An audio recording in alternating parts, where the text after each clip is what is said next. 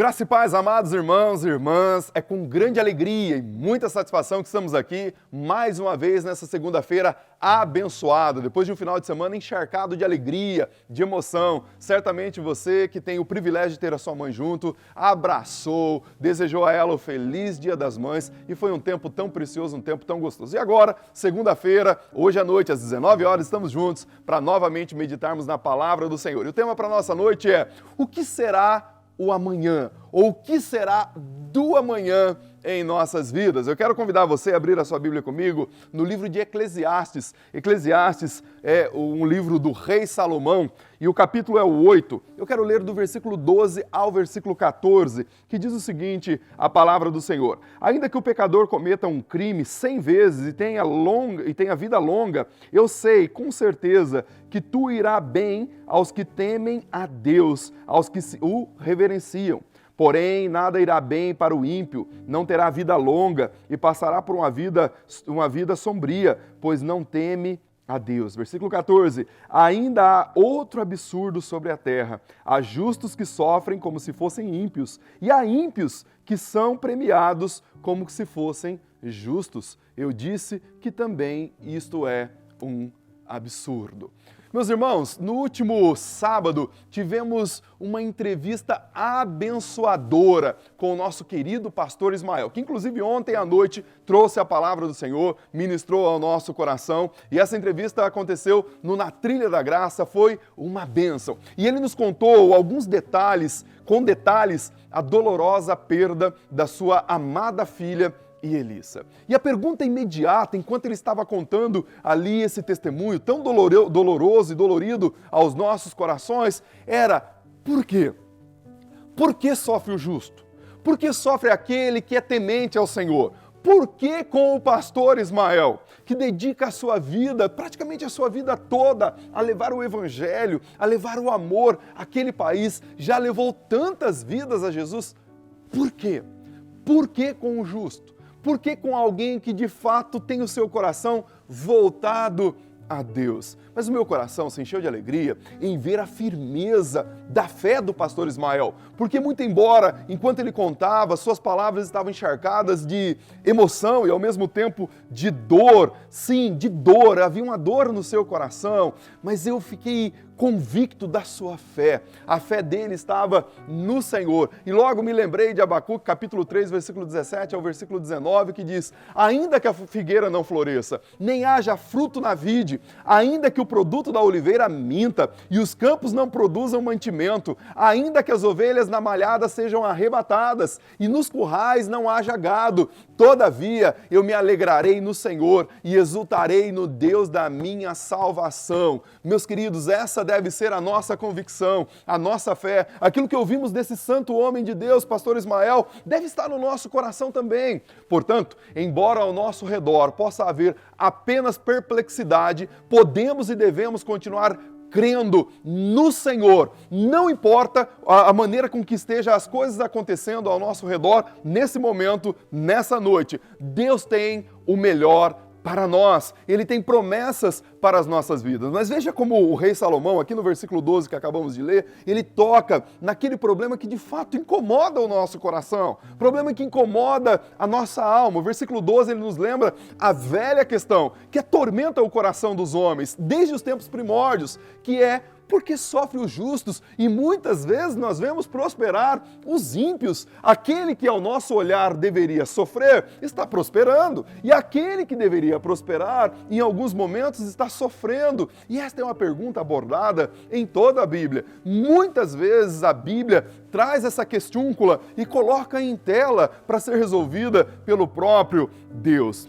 De fato, a ideia que alguns têm de que servir a Deus traz imunidade, traz uma vida incólume em relação às provações, é uma inverdade. E por muitas vezes desilude alguns crentes que acreditam nesse engodo. Existem algumas igrejas e alguns líderes pregando que, estando em Cristo, você não terá mais nenhum problema. Essa nunca foi a promessa do Senhor, porque se assim fosse, nós poderíamos levá-lo no Procon espiritual, mas nunca Deus prometeu vida sem aflições para nós aqui na terra. Aliás, em João capítulo versículo 13 ele diz, olha, no mundo tereis aflições, mas tem de bom ânimo, eu venci o mundo e eu trago a paz a vocês. Porém, a despeito de servir a Deus, não trazer imunidade e nem uma vida incólume em relação aos problemas, nós podemos asseverar que servir a Deus traz sim muitos e muitos benefícios. Se você é salvo, é participante de uma lista de benefícios inumeráveis. Alguns deles, por exemplo, como a salvação,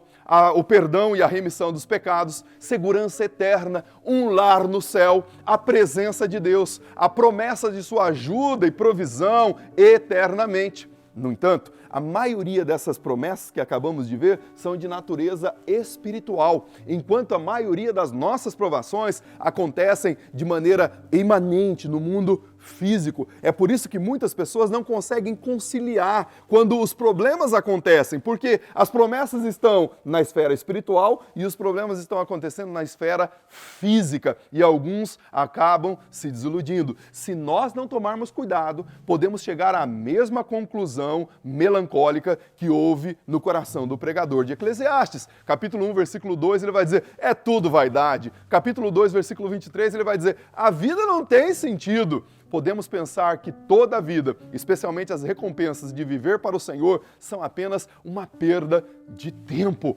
Novamente, recobro o que eu havia dito em João, capítulo 16, versículo 33, o Senhor Jesus diz, estas coisas eu lhes falei, para que em mim tenham paz. No mundo vocês terão aflições, mas tenham de bom ânimo. Eu venci o mundo. Sim, ele venceu o mundo para nos dar a paz. Então, meu irmão, minha irmã, a despeito de olharmos para o nosso redor e vermos as situações com perplexidade, nós podemos continuar crendo num Deus que está no controle. Mas o texto, ele carrega também uma promessa abençoadora, porque ele continua dizendo que, embora os ímpios pareçam prosperar, no versículo 12 e depois no versículo 13, os justos estão carregando um fardo terrível, mas no final, Deus olha para aqueles que amam a Ele. Mesmo as nossas provações que estão diante de nós todos os dias podem ser transformadas em triunfos pelo nosso Deus, pelo nosso Senhor. Conta uma história que um homem pobre e com muitas dívidas trabalhava na empresa de um homem riquíssimo. Num dia determinado, esse homem viu o jovem passando e de maneira muito abatida e ele foi se informar com outra pessoa qual era o problema daquele jovem. E aquele jovem passava todos os dias ali para ir embora e passava pela sala do chefe. Bom, no outro dia, esse jovem passando pelo mesmo local, o homem rico atirou nele uma sacola pesada. Ele não viu quem fizera, mas ele, recebendo esse golpe, caiu, levantou meio que manquejando, pegou aquela sacola e saiu andando. Quando ele abriu a bolsa, ele viu que tinha o dinheiro suficiente para pagar todas as suas dívidas. Ao que o homem gritou lá de trás, o homem rico gritou lá de trás dizendo, leve, o dinheiro é seu. Às vezes, meus irmãos, os nossos problemas nos atingem como aquele saco pesado, derruba-nos e às vezes até causa ferimento em nós. Mas Deus pode trazer grande ganho para as nossas vidas através das nossas provações. Às vezes as coisas, as situações parecem insolúveis. O medo vai tentar erguer a sua carranca. E eu tenho visto isso com algumas pessoas apavoradas quanto ao coronavírus, outras preocupadíssimas com a questão da política, da economia e tantas outras coisas. É claro, nós não devemos ser sujeitos, alienados, mas a nossa confiança deve estar no Senhor. Jeremias capítulo 29, versículo 11 diz, pois eu bem sei os planos que tenho a vosso respeito, diz o Senhor, planos de paz, não de mal, para vos dar um futuro cheio de esperança. Meus irmãos, precisamos confiar no Senhor. Mas permita-me dizer aqui algumas áreas que o inimigo das nossas almas, Satanás, gosta de dizer que nós estamos desperdiçando o nosso tempo. Ele tenta nos fazer acreditar que as coisas não vai dar certo e é tudo uma tremenda perda de tempo se nós estivermos vivendo para a glória de Deus. E a primeira área são as nossas próprias provações. Quando as provações da vida começam e vão se acumulando sobre nós, há uma tendência de querer jogar a toalha. Mas deixa eu recordar alguma coisa aqui para você importante. Deus ainda continua trabalhando em sua vida. Sim, Ele continua trabalhando e eu posso dizer, vai ficar tudo bem. Você pode não ver isto hoje à noite, mas Deus conhece o fim desde o começo. A segunda área tem a ver com a nossa salvação. É por isso que o apóstolo Paulo fala lá em Efésios capítulo 6 que nós devemos colocar o capacete da salvação. Quantas vezes o diabo, a sua própria carne, tentou lhe dizer que você está perdendo o seu tempo com essa história de ser cristão? Quantas vezes o diabo tentou convencê-lo de que você não é salvo? Meu querido, se você entregou o seu coração a Jesus, você pode ter confiança na sua salvação. Romanos capítulo 8, versículo 1 diz: agora, pois, já não existe nenhuma condenação para os que estão em Cristo Jesus. Se você realmente confia em Jesus Cristo, nesta noite, não deixe o diabo mexer com você. Você é filho e filho de Deus. Tudo vai dar certo. Sim, o Senhor vai derramar as bênçãos. O que será do futuro? O que será do amanhã? Será que o Senhor está com você? Mas também o diabo gosta de tocar nessa questão do próprio futuro. A maioria das nossas preocupações, da nossa mente, tem a ver com o que vai acontecer no amanhã, de fato. Na verdade, nós passamos grande parte do nosso tempo nos preocupando com a nossa profissão, com os filhos, com o que vai acontecer no amanhã.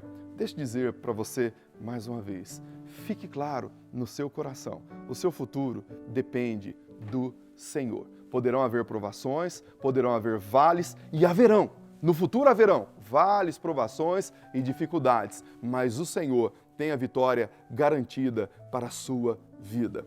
Embora haverão maus momentos, mas haverão também bons momentos no seu futuro. E lembre-se, Ele já está lá no futuro. O nosso Deus é o Deus de Hebreus 13, 8, o mesmo Deus no passado, no presente e no futuro. Creia nele, certamente Ele tem muito a abençoar você. E eu posso dizer isso com muita assertividade. O Senhor tem cuidado de mim e Ele pode cuidar de você e te conduzir em segurança. Seja qual for o futuro, o Senhor ainda continuará no controle. Eu quero concluir essa reflexão dizendo: você realmente acredita que o seu amanhã será abençoado pelo Senhor? Meu querido, minha querida, se houver qualquer dúvida, por que não deixar agora nas mãos do Pai Celestial para acalmar o seu coração? Ele pode ajudar você a navegar com segurança nessas águas turbulentas das provações, das aflições, da insegurança do coronavírus, da insegurança da política, da insegurança da economia. Ele pode te dar segurança no seu coração. Alguém, depois de saber um pouco da minha história de vida, me perguntou: mas pastor, diante de tantos eventos e situações tão tristes e desagradáveis que o senhor passou, como o senhor não se tornou uma pessoa amarga? E eu disse a essa pessoa o seguinte: meu querido, sem Jesus eu seria a pessoa mais depressiva, mais vingativa, mais reativa e mais amarga que você poderia conhecer. Mas com Ele eu tenho a fé, a confiança e a convicção que eu preciso. Assim, a docilidade da minha vida advém única e exclusivamente dEle. Por isso eu posso crer que existirá um amanhã. Eu posso crer no meu amanhã com o Senhor. Eu não sei como está o seu coração, mas eu sei que o meu amanhã está garantido no Senhor. E eu não me julgo um oligofrênico, eu não me julgo um alienado ou um desprovido de senso de realidade, mas eu creio no Deus que governa o universo e tem o domínio da história em suas mãos. Vivendo assim, meu querido, vivendo assim, minha querida, nós podemos passar por qualquer provação, por qualquer dificuldade, com a nossa fé, sabendo que Ele é quem cuida de nós. Como será o amanhã?